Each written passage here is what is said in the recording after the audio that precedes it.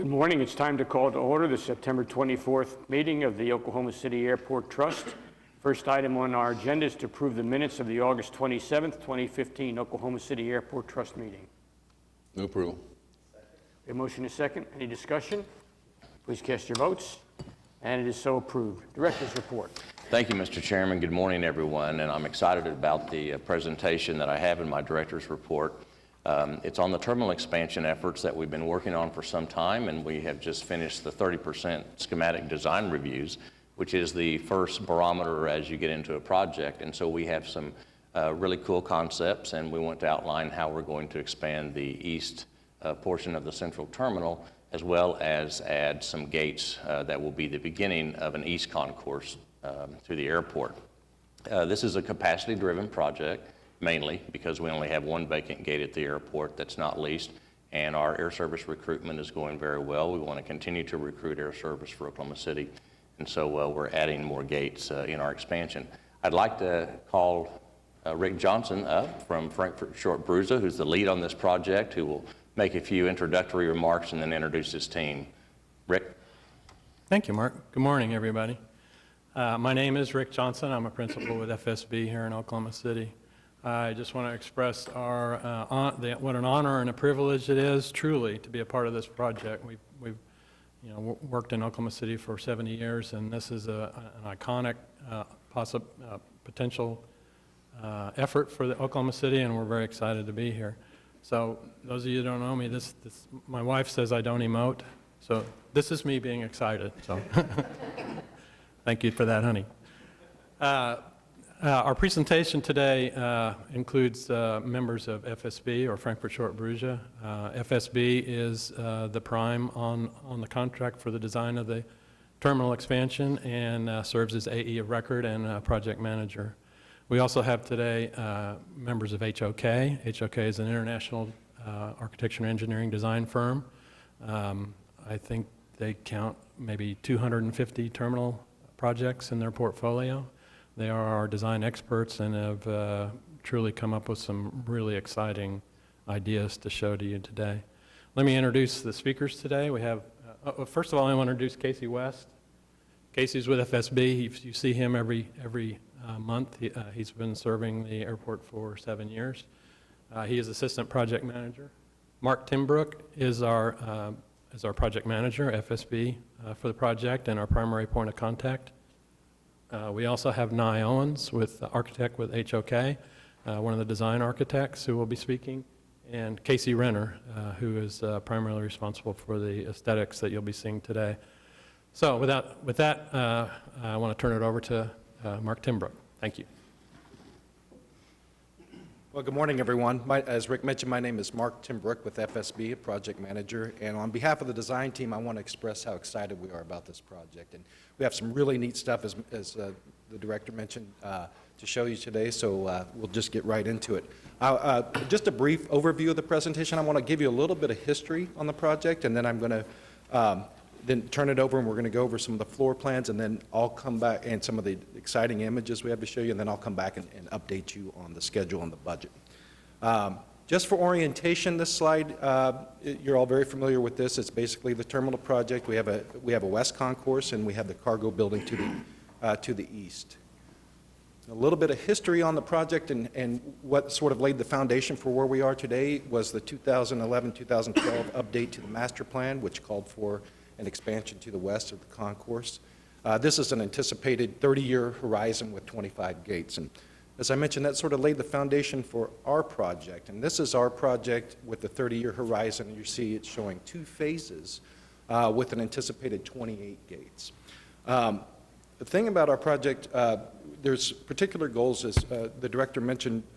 It's primarily a capacity-driven project, meaning, simply put, we want to have as many gates as we can, and our interpretation of that is to try to get as many in the first phase as we can. So we have 4 gates instead of the 3, and so we've able to add a few of those amenities. The second goal is to improve the passenger processing as well as the guest experience as we travel through the airport, and I'll get into some of the diagrams about that. And thirdly, one of our main goals was to improve and enhance the airport operations and expand their capabilities by some consolidation in some of those items there. So this is our current terminal phase 1 project. You can see the 2 smaller red areas there. Those are the existing checkpoints today, security checkpoints today, in addition to the TSA checkpoint that's at the end. So you also notice the big red square in the middle, that's our consolidated checkpoint.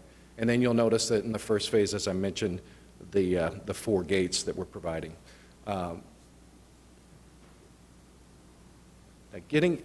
We have this diagram to show you that this is this is not an easy project to deal with, and we wanted to point this out as one of the barriers to the project as we see it. And I'll tie this back in with a little bit of the schedule and getting into some of the way that we plan to approach this project is the demolition of the cargo building, the moving of the tenants that are in there as well. So I wanted to just show this diagram to explain the process later down the road. So having said that, I'd like to turn it over to my colleague, Nye Owens, and talk about. Thank you. Good morning.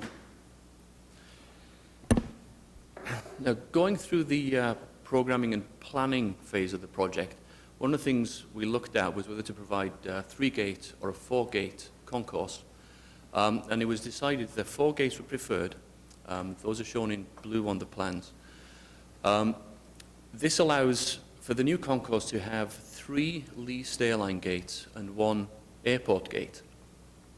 The airport gate connects to an international diversions hold room, which allows the airport the opportunity to provide an improved service to diverted passengers on international flights coming from nearby international airports.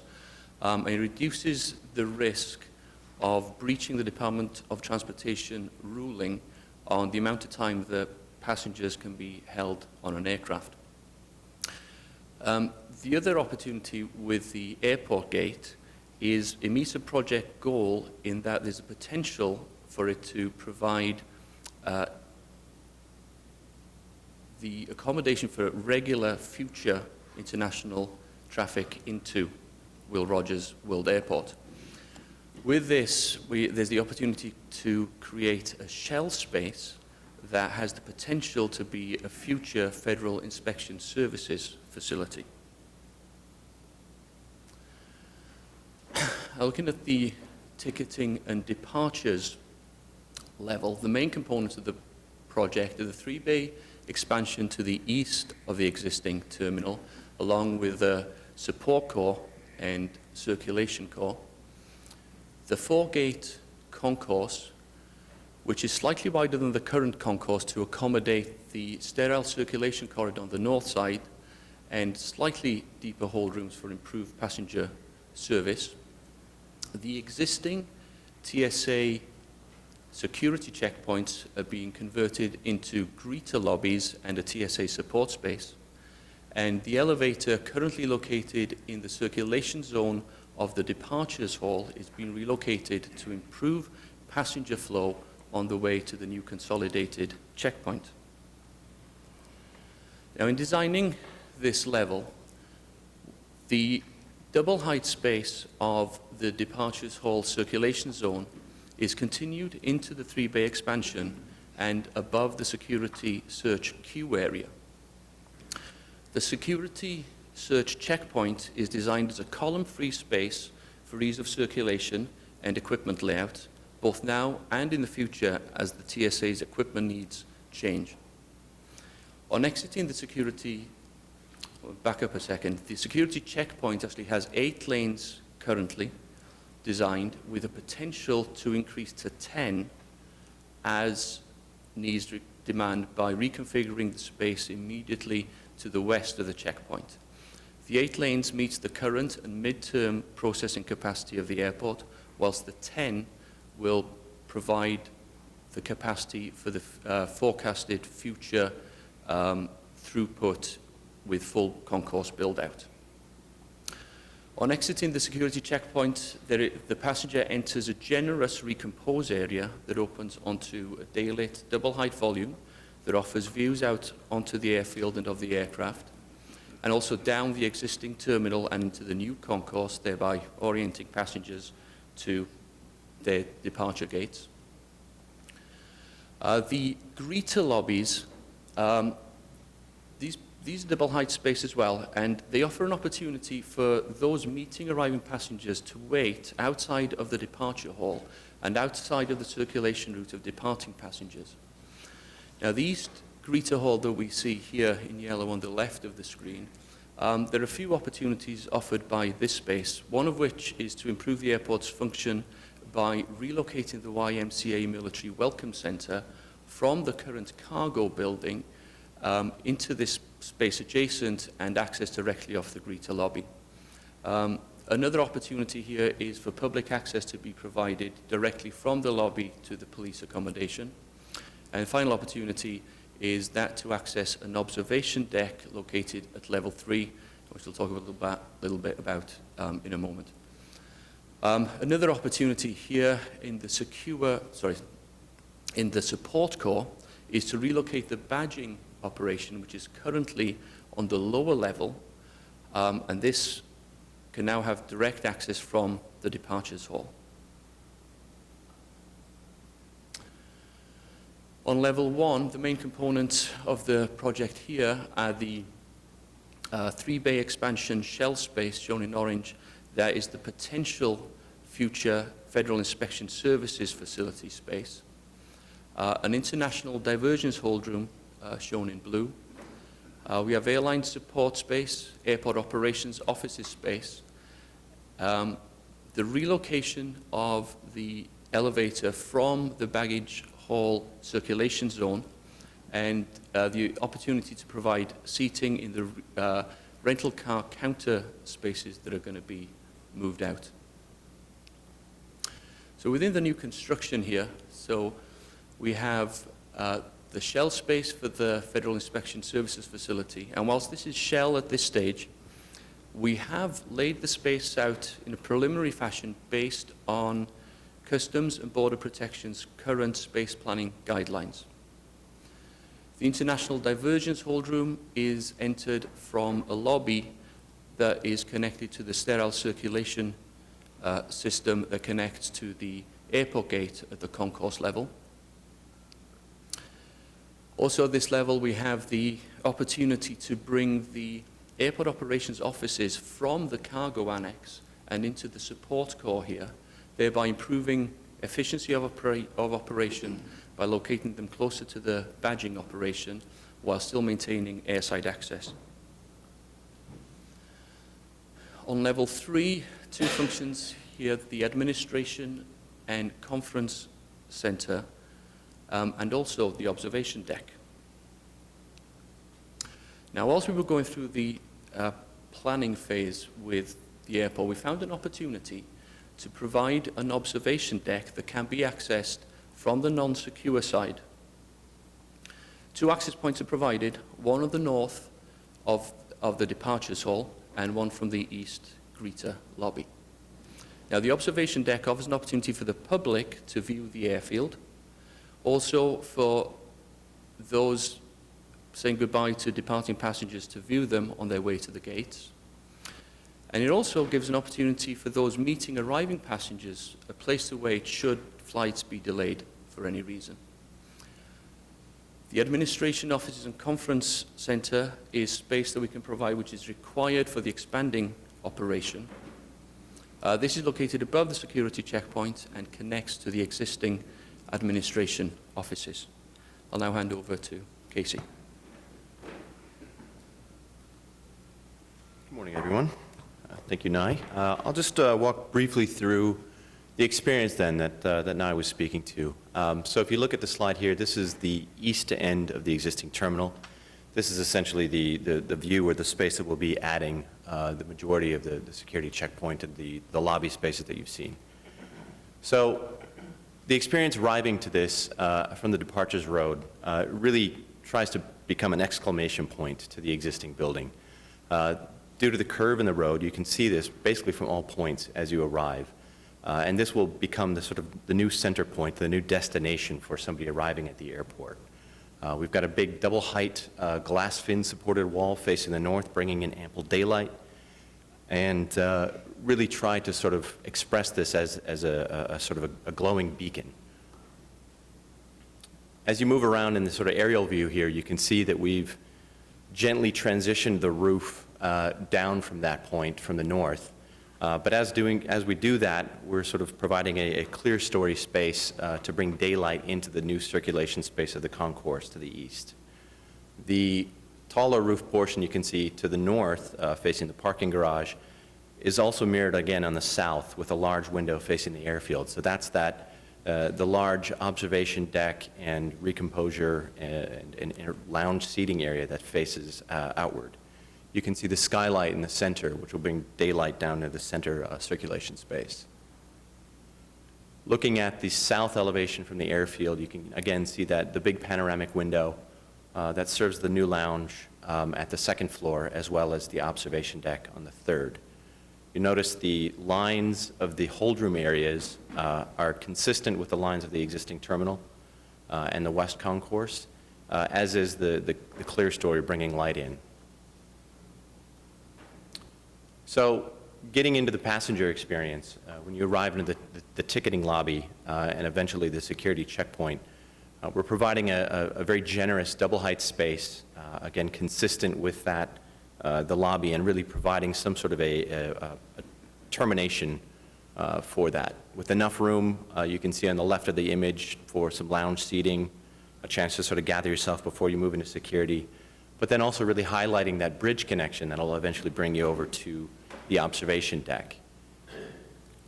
We've kept the materials consistent with the existing building, trying to sort of use a natural palette of stone and wood, but really keeping it modern and highlighting daylight and views outward.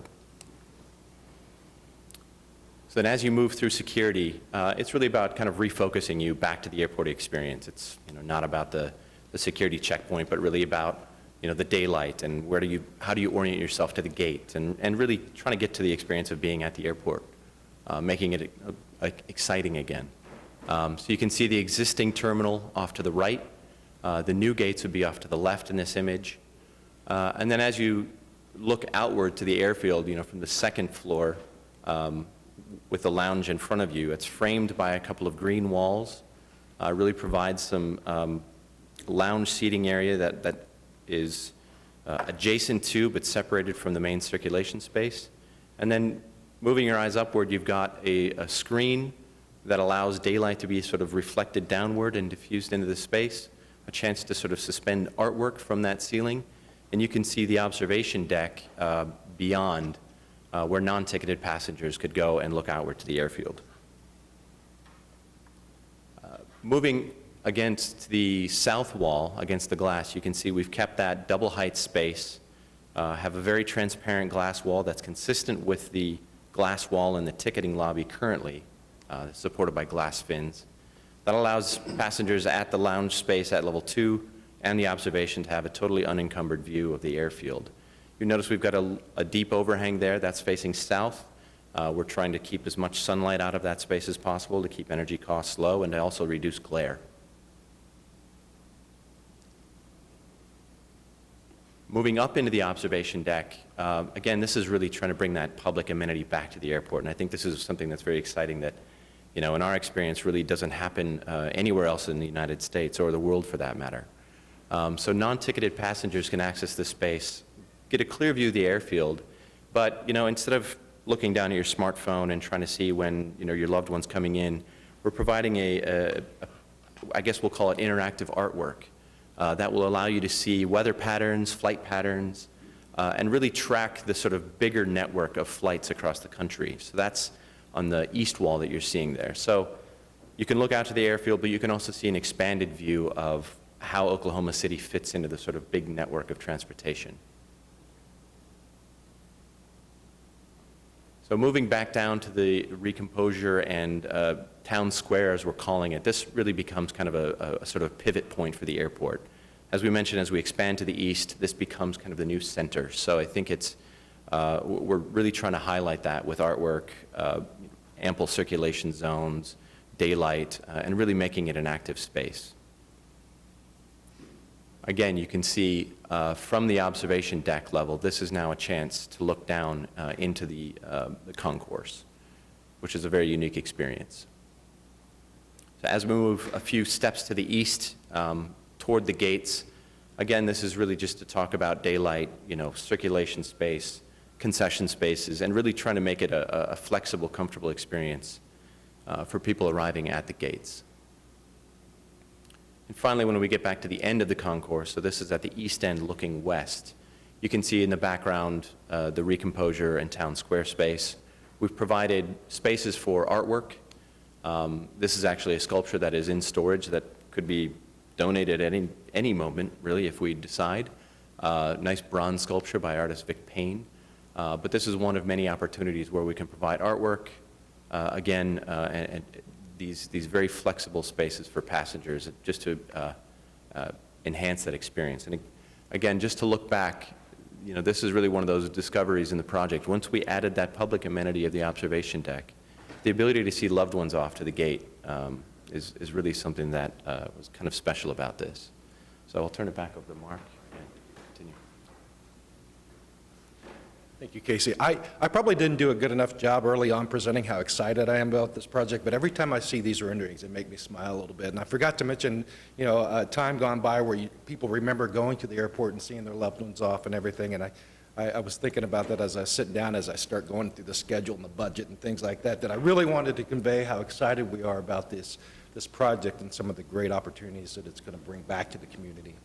So with that, let's talk about where we are today and how we're going to get this accomplished. I want to go briefly over the schedule. I want to stress the importance of where we are in the project. We're as Mr. Cranenberg mentioned, we're at 30%. So we have a lot of meetings to go yet. We have a lot of stakeholders that we need to meet with. We have the TSA, the FAA, airlines. We have a lot of people and a lot of things to get through. So having said that, we are completed the 30% through the programming, planning, and the schematic design phase. We're starting the design development phase, which we anticipate completion in the second quarter of 2016. And then we are going to go into our bidding and construction phase of the project with an anticipated completion in the fourth quarter of 2018. Now again, talking a little bit about the costs, I want to mention that the costs include all of these amenities and the goals and the challenges and the things that we expressed early on in the presentation.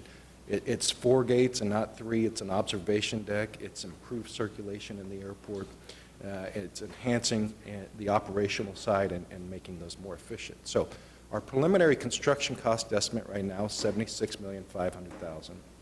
Our project soft cost, which includes A&E fees, program management fees, inspections, quality assurance programs, et cetera, that go along with every project, are $9.5 million for a preliminary total program cost of $86 million. That is, as I mentioned before, we're very early. That has a tendency to go down in our experience or up. We're pretty sure it's going to go down, but that's.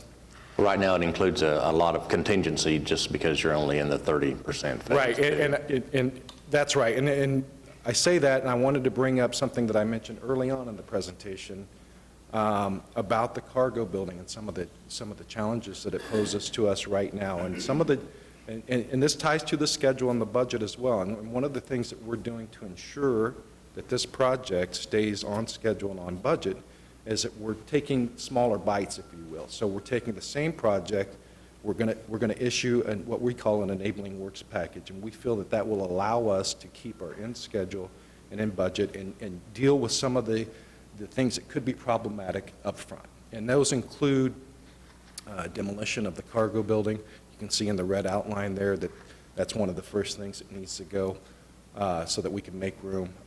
Other things include utility relocation. There's a major corridor in that end of the building that has water lines, sewer lines, high pressure water lines. It has electricity, gas, and of course communications. And we're working early with the communications companies and providers to ensure that we are able to handle those challenges early in the project. So, and then of course we have our construction fencing as well. So On that, I'd like to, again, thank you guys for the time this morning and reiterate how excited we are, again, about this project, and open it up to any questions that you may have.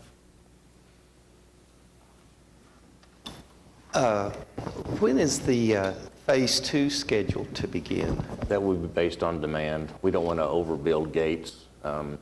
We're working on a plan now to try to incorporate these new gates to actually have tenants in them. Could be even before we even get new air service, so we're working on a plan for that. But you don't want to overbuild and overexpend and have outstanding debt that's not meeting demand.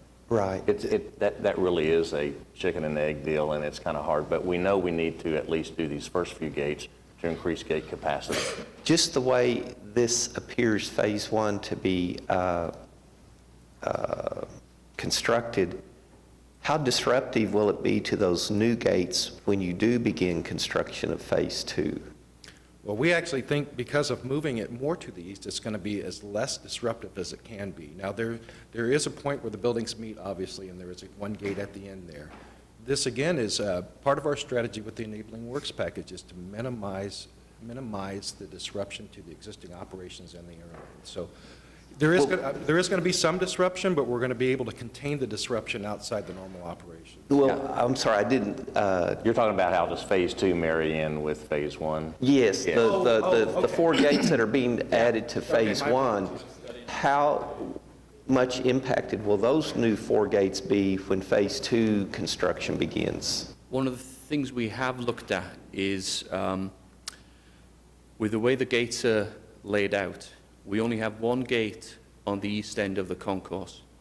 And we've been looking there when the terminal needs to expand to the east. That 1 gate could be relocated to the north. There is space on the north side of the concourse that could accommodate that 1 gate in a temporary fashion to minimize the disruption to the operations. There'll be some, but it'll be minimized. Basically, you'd be relocating the jet bridge only. Just 1 gate would be impacted Correct. out of... Okay, thank you. I might also point out that one of our driving factors in this whole design is the impact, unknown impacts we may have on an unknown future expansion. We've allowed and studied quite a bit with Mark a variety of options for future expansion depending on demand and depending on technology, unknown. So a key driver for our designers is to not restrict in any way that we can foresee future expansion. Actually, the HVAC and mechanical and electrical that they're planning, those loads will also support an east expansion, as well as another backup generator. Absolutely. Anyone else have any comments? Okay. Very well. Thank you all very, very much. Appreciate it. Thank you.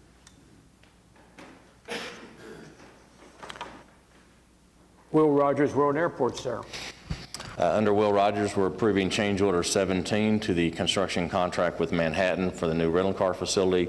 We're approving certificates of substantial completion for both sequences 1 and 2. This is subject to receipt of a temporary occupancy permit on or before October 1st.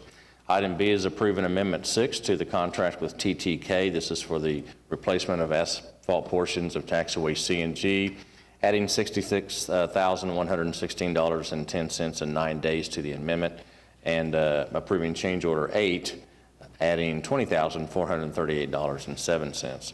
C is approving addendum number 1 to replace the asphalt portions of taxiway H with concrete. This is a new project, mainly funded by FAA, except the bids opened on June 23rd, awarding to TTK Construction for $7,289,896.75.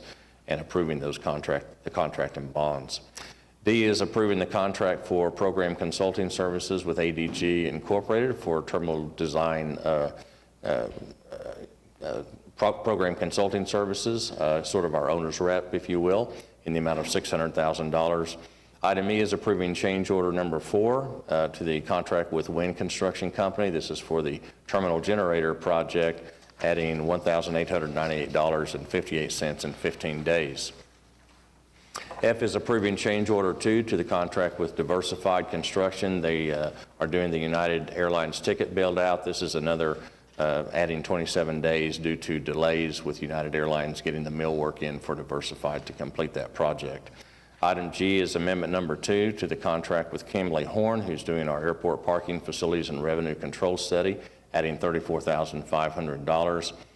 H is the recommendation by staff to award the contract to Aero Specialties to approve the contract in the amount of $94,006 for the purchase of a stair vehicle. This vehicle is much like a pickup with stairs on it that will allow us to deplane passengers in emergency fashions and for operational purposes. Item I is approving the concession disadvantaged business enterprise program for Will Rogers World Airport. This is an FAA requirement every 3 years. Those are the items under Will Rogers. You've heard the items under Will Rogers. Trustees' desires? Move the item. Second, and I do have a question. Right ahead, sir. Mark, going back to item number A, can you remind us again? I'm sorry. Mark, going back to item number A, can you remind us when the consolidated rental car facility will be open for operations? Sure. The first step is for Manhattan to complete their portion of the project, which we're very close. They're in the punch list item mode now. It's important for us to get the temporary certificate of occupancy clearly. However, normally when you get that, you see the public moving in. In this case, the public won't be moving in until about February or March because in accordance with our lease agreement with the rental car companies, after Manhattan finishes their work, they have 150 days to go in and do their interior build-outs in their own areas. So there's still some time to go. Yeah, the date of beneficial occupancy is programmed for March 2nd. We had a motion and a second. Any further questions? Seeing none, please cast your votes. And it's done. Will Rogers Airport and currency paid, sir. We're adopting a resolution under a joint resolution under item A for the airport trust in the city. This is to submit a grant application to the Oklahoma Aeronautics Commission to get funds to participate in the Phase 2 project at Wiley Post Airport. Item B is ratifying the action of the general manager in approving the grant agreement received for the Phase 2 project at Wiley Post Airport for $3,560,494. C is approving amendment number 5 to the contract with Libra Electric Company. This is for the Phase 1 project for the infrastructure repairs and improvements project. This mainly dealt with the west parallel runway, the crosswind safety areas, and much lighting and guidance sign improvements for the west side of the airport. We're deducting $76,741.64, approving change order 4, adding 6 days, and we are accepting this as a completed project. And this is at Wiley Post. Item D is ratifying the action approving addendas 1 and 2 for the Phase 2 airfield infrastructure repairs and improvement, accepting the bids opened on June 23rd, and awarding to Libra Electric for $6,411,007, approving the contract and bonds. We're also deducting $659,645 in amendment number 1. Item E, last for general aviation, is approving the amendment 4 for the professional services with Garver. They will be doing the project representation for the Phase 2 infrastructure repairs and improvement projects. We're adding $335,340 to that project. That's all the general aviation items. You've heard the general aviation items. Move approval. Second. A motion to second. Any questions or comments? Please cast your votes. Next up, general. We just have our standard reports on general, the accounts receivable report, which is in pretty good shape, about $12,000, our construction project status report, and the budget to actual report. You've heard the items under general. Move approval. Second. We have a motion to second. Any questions or comments? Cast your votes. Lease and other agreements. Item A is to approve the modification of the contract with the Transportation Security Administration. This is for lease premises that we provide for support of the K-9 detection teams. Item B and C are assignment assumption agreements and use guarantees for the sale of T-hangar units at Wiley Post Airport in accordance with the agreement we have with PWA Incorporated. D is approving the supplement number 2 to the lease for real property with the Federal Aviation Administration for the FAA building at Wiley Post. And item E is accepting the aviation and hazard easement granted by the Central Oklahoma Habitat for Humanity Construction for a tract of land located in the vicinity of Wiley Post. Those are all the items we have under leases. Thank you, Mr. Director. You've heard the items under leases. Move for approval. Second. The motion is second. Any questions or comments? Please cast your votes. It is so done. Roman numeral 8, adopt the requisition resolution, and also to approve the Director of Airports' actions. Request approval. Move approval. Second. A motion and a second. Any discussion? Please cast your votes. It is so done. Comments from trustees? Seeing none. Comments from staff? Seeing none. Any citizens wishing to be heard? Seeing none, we are adjourned. Thank you all.